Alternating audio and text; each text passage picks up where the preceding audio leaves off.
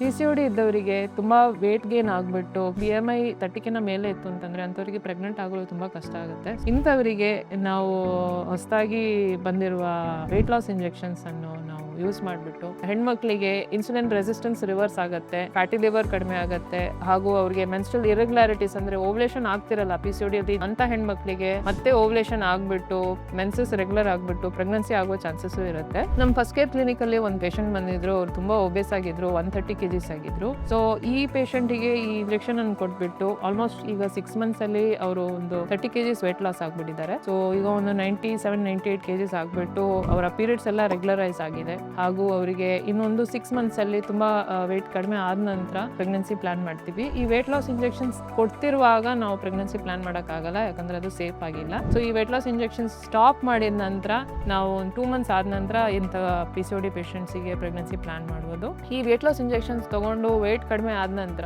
PCOD ಅಲ್ಲಿ ovulation correct ಆಗುತ್ತೆ, ಹಾಗೂ ಆ ಎಗ್ಗಿದ ಕ್ವಾಲಿಟಿನೂ ಚೆನ್ನಾಗಿರುತ್ತೆ, ಯಾಕಂದ್ರೆ ಅವರಿಗೆ ಮೈಯಲ್ಲಿ ಇರುವ ಇನ್ಸುಲಿನ್ ರೆಸಿಸ್ಟೆನ್ಸ್ ಹಾಗೂ ಟೆಸ್ಟೋಸ್ಟೆರಾನ್ ತುಂಬಾ ಮಟ್ಟಿಗೆ ಕಡಿಮೆ ಆಗಿರುತ್ತೆ. ಈ ಇಂಜೆಕ್ಷನ್ ತುಂಬಾ ಚೆನ್ನಾಗಿ ರಿಸಲ್ಟ್ಸ್ ಕೊಟ್ಟಿರೋದ್ರಿಂದ ನಾನು ಈ ಇಂಜೆಕ್ಷನ್ ಅನ್ನ ಪ್ರೆಗ್ನೆನ್ಸಿ ಪ್ಲಾನ್ ಮಾಡ್ತಿರೋ PCOD ಅಲ್ಲಿ ಪ್ರೆಗ್ನೆನ್ಸಿ ಪ್ಲಾನ್ ಮಾಡ್ತಿರುವ ಹೆಣ್ಮಕ್ಳಿಗೆ ರೆಕಮೆಂಡ್ ಮಾಡ್ತೀನಿ.